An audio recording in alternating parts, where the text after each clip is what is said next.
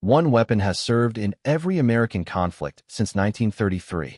Same receiver, same recoil system, same round. The men who carried it gave it a name, and the name outlasted all of them. October 31st, 1966. Halloween night on the Meong River. Boatswain's mate, first class. James Williams is running PBR 105 on a routine patrol near MITH when his forward gunner spots two sampans crossing the channel. Williams brings the boat around. The twin 50s in the bow tub open up. Both sands go down. Standard intercept. Nothing unusual. Then he pushes upstream to check for more traffic and drives straight into a staging area. Tow junks, 8 sampans, automatic weapons fire from both banks, tracers skipping off the water.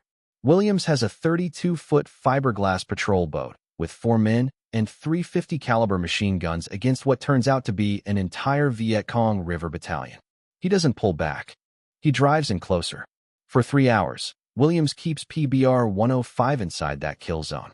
4 men in a fiberglass boat against a force estimated at 1,000. His forward 50s shredding sampans at point-blank range. His aft gunner is raking the tree in.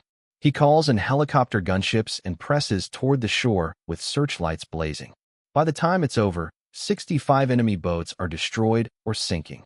Williams earned the Medal of Honor that night. Also held the Navy Cross and 2 Silver Stars, one of only 7 men in Navy history to earn all 3. The only enlisted man among them. The weapon that made it possible weighed 84 pounds, was designed in 1918, and the men who depended on it had a name for it, Ma-Deuce. The M2 Browning fires around the size of a man's finger at 350 feet per second. At that velocity, the bullet doesn't just penetrate. It transfers so much energy that anything it passes through shatters outward. Wood splinters, concrete sprays. A sandbag wall hit by a burst doesn't hold. It comes apart. A 7.62 from an M60 will kill a man behind a wooden wall. The 50 will kill him behind the wall, the sandbags behind the wall, and the engine block behind the sandbags. Armor-piercing rounds punched through nearly an inch of steel at 200 meters. Hardwood 2 feet concrete over a foot of cumulative fire. If you were hiding behind a wall in Vietnam, Ma-Deuce came through the wall. In the Meong Delta, the round tore through mangrove roots that stopped everything else. In Hue, Marines used 50s to shoot through masonry and hit NVA snipers in the rooms behind them. At fire bases, sustained fire could strip an entire tree and bare, exposing bunker systems that had been invisible 30 seconds earlier. When captured NVA soldiers were asked about American weapons, they ranked the 50 calories alongside artillery. Not because of how many rounds it fired, because of what those rounds went through. The 50 sat in a gap. Nothing else could fill. The M60 was portable, but couldn't touch a log bunker. A 20mm cannon could destroy anything, but it needed an aircraft or a ship. Muse gave a 4-man boat crew or a 2-man ground team the hitting power that normally required a vehicle with a weapon John Browning had designed before most of their grandfathers were born. On September 2, 1967, 39 trucks from the 8th Transportation Group were heading back empty on Route 19, 6 miles west of NK. Just before 7 in the evening, an NVA company detonated command mines across 700 m of road and opened up with recoilless rifles and machine guns. 7 drivers dead, 17 wounded. 30 vehicles were destroyed or were burning. A company, 1st of the 7th Cavalry, arrived 15 minutes later. The NVA were already gone. What happened next wasn't authorized by the Army, wasn't in any regulation or table of organization. Nobody in Washington approved it. The truckers built their own warships. They welded double-walled steel plates to the beds of their cargo trucks, filled the gaps with sandbags, and bolted 50s to every surface that would hold them. Painted the trucks black, gave them names. Eve of Destruction, Ace of Spades, Iron Butterfly, Satan's Lil Angel, the Peacemaker. The Army had no provisions for arming transportation groups. MV looked the other way. Crews begged, borrowed, and stole extra M2s from disabled tanks and grounded helicopters. By the peak of the war, 300 to 400 cargo trucks had been converted into gun trucks on every major supply route in country. Every 10th truck in a convoy was now a gun truck. When an ambush hit, they didn't stop. They drove into the kill zone and opened up. SP4 Richard Fraser rode Satan's Lil Angel. Killed in action, March 4th, 68. SP-4 Jimmy Ray Callison rode Brutus, killed November 21st, 70. On February 23, 1971, SP-4 Larry Da was on Brutus when they were sent to assist an ambushed convoy near Ina was up behind the 50 pouring fire into the Trian when an enemy grenade landed in the truck bed. He threw himself on it. Sergeant Hector Diaz, Charles Hewer, and Ronald Mollery survived. Da didn't. Medal of Honor posthumous. He was a truck driver who turned himself into a machine gunner because the army wouldn't do it for him. The enemy had won, too. The Soviet DSHK fired a 12.7x 108mm round, slightly larger than the American 50, nearly identical ballistics. NBA anti-aircraft teams dug DSHKs into hilltops around firebases and along helicopter approach routes. At Firebase Leslie in January 68, a ring of enemy 12.7 positions made resupply impossible. 7 helicopters from the 1st Air Cavalry were shot down. 26 more were damaged badly enough to ground them. The base went 9 days without resupply. Same caliber, same physics. Pointed the other way at Hugh.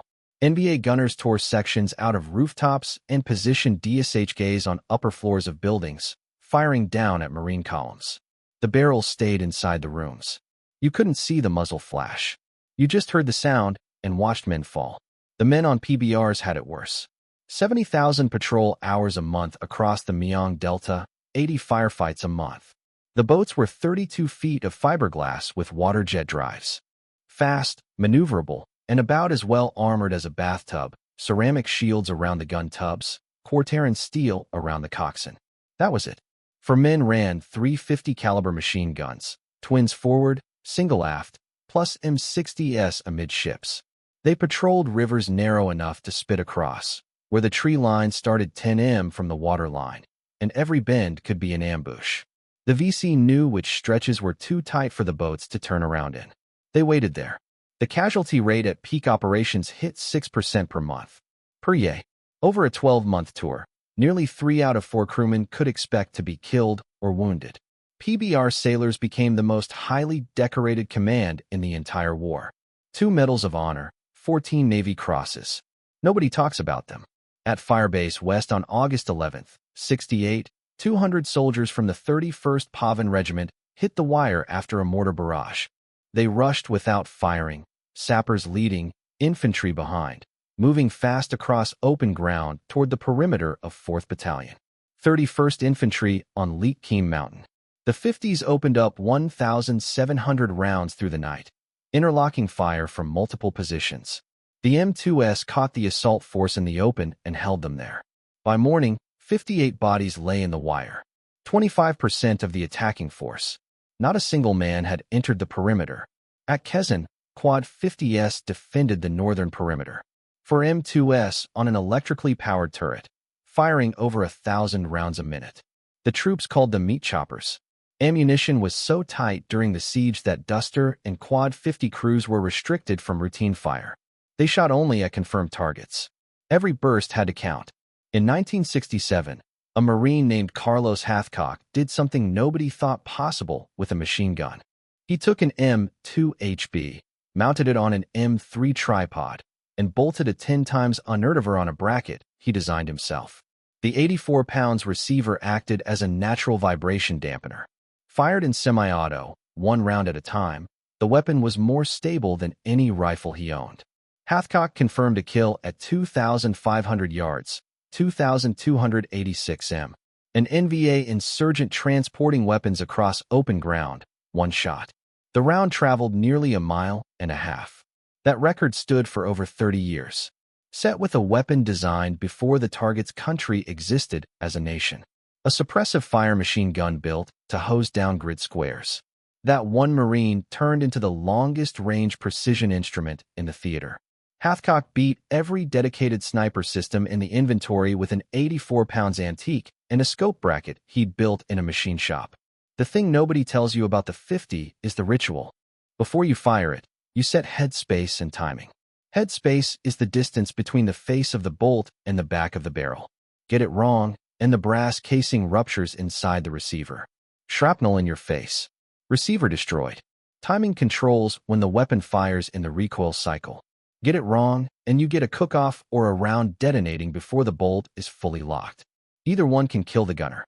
You checked it with steel go/no-go gauges after every barrel change, every cleaning, every stretch of heavy firing.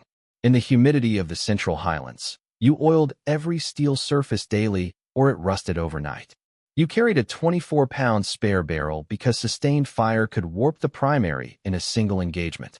And you did all of this knowing the M2 weighed 128 pounds with the tripod. 100 rounds weighed 35 pounds. You couldn't run with it. Wherever you put the 50, you were staying. That's what set it apart from every other weapon in Vietnam. The M16 lets you move.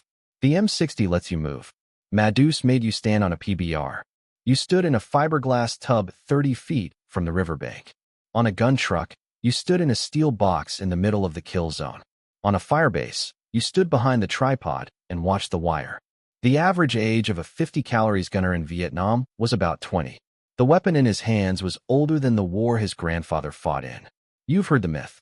Door gunners had a 5-minute life expectancy. No documentation supports that number. It's Hollywood. But the real statistics don't need the legend. Over 5,000 helicopters were destroyed. 2,700 non-pilot crew members were killed. The M2 was too heavy for most helicopters.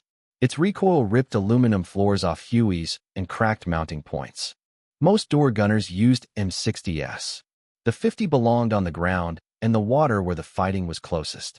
John Browning designed this weapon in 1918 to kill tanks and armored aircraft. In Vietnam, it was killing men behind mangrove roots, masonry walls, and concertina wire. It sank sand pans and broke ambushes and held perimeters that should have fallen. It made truck drivers into gunfighters and patrol boat sailors into the most decorated command in the war. More than 90 years after Browning first drew it, the Army finally fixed the headspace problem. The M2A1 variant type classified in 2010 introduced a quick change barrel that eliminated the go/no-go gauges. Everything else stayed the same. Same receiver, same round. Still in service, still 84 pounds. James Williams died in 1999. Larry Dahl's name is on the wall. Richard Fraser is there, too. And Jimmy Ray Callison's and 2,700 helicopter crew members who never came home. The gun outlived them all. It will outlive the men who carry it now. Madus doesn't remember any of them. It just works.